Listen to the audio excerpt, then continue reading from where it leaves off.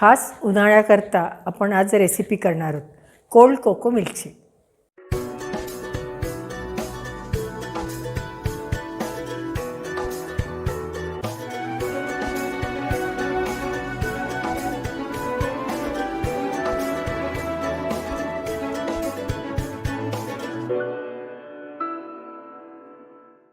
नमस्कार, मी अनुराधा तांबोळकर। अनुराधा चॅनलमध्ये तुमचं खूप खूप स्वागत आहे। आपण गेले 3-4 वेळेला समर रेसिपीज बघितल्या, त्यातलीच आज माझ्या नातींची अर्थात तुमच्या सगळ्यांचीच आवडती अशी एक रेसिपी बघणार आहोत आपण, कोल्ड कोको मिल्कशेक। नाव ऐकताच तोंडाला पाणी सुटलं। अतिशय करायला सोपी आणि छान अशी ही रेसिपी। कोल्ड कोको मिल्कशेक करण्याकरता पहिल्यांदा आपल्याला एक सॉस तयार करावा लागतो। चला तर मग बघूयात आपण सॉस कसा तयार करायचा ते। आपण या आपल्या एका भांड्यामध्ये अर्धा लिटर दूध घेतलं। अर्धा लिटर म्हणजे हे जे आपले रोजचे चहाचे कप असतात की नाही, हे 3 कप आपलं दूध होतं बरं का। आता हे आपल्याला दूध जे आहे हे चांगलं गरम करायला ठेवायचं। कॉर्नफ्लॉवर आणि कोको एकत्र करावं लागेल म्हणून आपण 2 डाव दूध आधी काढून घेतलं। अर्धा लिटरला आपल्याला 2 टेबलस्पून आपण कॉर्नस्टार्च घेणार आहोत। ज्यावेळेला आपण कुठलंही घेतो त्यावेळेला हे असं सपाट करून घ्यायचं, पण खूप दाबायचं नाही, नुसतं असं अलगद सपाट करून घ्यायचं। असं 2 टेबलस्पून आपण कोको पावडर घेणार आहोत। ही कोको पावडर आहे, याच्यात साखर वगैरे काही एकत्र नाही आहे बरं का। काही वेळेला कोको पावडरमध्ये साखर मिक्स असलेली सुद्धा गोडसर कोको पावडर असते, याच्यामध्ये साखर नाही, अगदी प्लेन कोको पावडर आहे ही। हे 2 टेबलस्पून आपण कोको पावडर घेतली। हे जे आहे हे आता आपण चांगलं एकत्र करून त्याचं लिक्विड करून घेऊया, म्हणजे छान हे आपण दुधामध्ये मिक्स करून घेऊया। आता समजा जर आपल्याला वाटलं की याच्यात थोडंसं दूध आणखीन लागेल तर थोडंसं दूध घालायला काही हरकत नाही।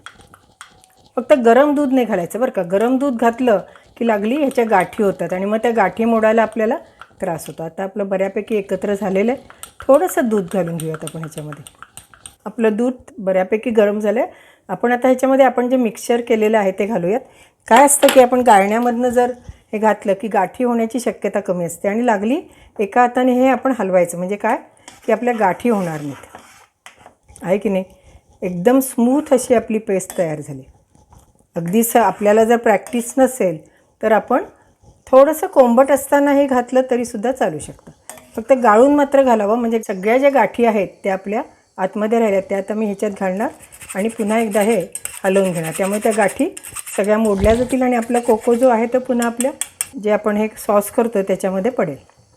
याच्यामध्ये आपण अंदाजे एक 80 ग्रॅम डार्क चॉकलेट घालणार आहोत। त्याच्यामुळे आपल्या जो सॉस आहे, म्हणजे जो चॉकलेट सॉस आपण करणार आहोत तो त्याला अतिशय छान चव आणि मुख्य म्हणजे रंग येईल। अगदी विकत ज्यावेळेला आपण बाजारात घेतो तो जसा रंग आलेला असतो त्या पद्धतीने याला छान रंग येईल, आहे की नाही। आणि आपलं दूधही चांगलं तापलेलं आहे, त्यामुळे आपला जे चॉकलेट आपण घातलेलं आहे ते याच्यामध्ये एकत्र होतं। आता समजा काही वेळेला तुम्हाला डार्क चॉकलेट मिळालं नाही तरी हरकत नाही, फक्त रंग थोडासा बदलेल, म्हणजे रंग थोडासा वेगळा दिसेल आणि इतकं डार्क दिसणार नाही। चॉकलेटचा जो एक टेस्ट किंवा त्याचा जो एक सुगंध असतो तो आपल्या ह्याला येणार नाही। परंतु जर घरामध्ये आपल्याकडे एखादं चॉकलेट असेल तर त्याचेही तुकडे करून आपण ह्याच्यामध्ये घातले तरी चालू शकतात। मग त्याला डार्क चॉकलेट पाहिजे असं नाही, साधं चॉकलेट असेल तरीसुद्धा चालेल, कारण त्याचा मुख्य जो स्वाद आहे तो आपल्या सॉसला मिळेल। पण डार्क चॉकलेटनी छान रंग येतो म्हणून डार्क चॉकलेट आपण घालायचं।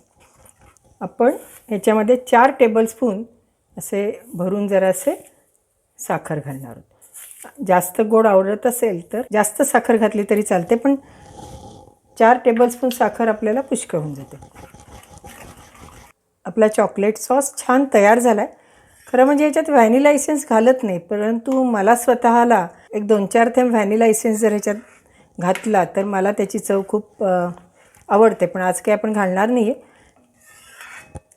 छान झालेलं आहे, शिजलं आहे, साखर विरघळली आहे, चॉकलेट विरघळलेलं आहे आणि मुख्य म्हणजे आपण जे कॉर्नस्टार्च आणि कोको घातलेला आहे तो पण आपला चांगला शिजला गेला आहे। आता हे मिश्रण आहे आपण गार करायला ठेवूयात आणि मग एका ग्लासमध्ये आपण कोल्ड कोको तयार करूयात।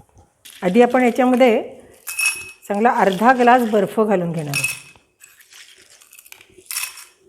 हा बर्फ मी घरीच केला आहे आणि नंतर फोडून घेतला। बर्फ व्हायला कमीत कमी 10-12 तास लागतात। रात्रीच आपण आपला पोळ्याचा डबा असतो की नाही त्याच्यामध्ये आपलं प्यायचं पाणी भरायचं, त्याला झाकण लावायचं आणि डीप फ्रीझरमध्ये ठेवून द्यायचं। एक 10-12 तासात तो आपला बर्फ होतो. मग तो एका कापडात घ्यायचा आणि त्याचे असे तुकडे करायचे. त्याच्यावर आपण आता आपला जो हा सॉस आहे कोकोचा तो घालणार आहोत.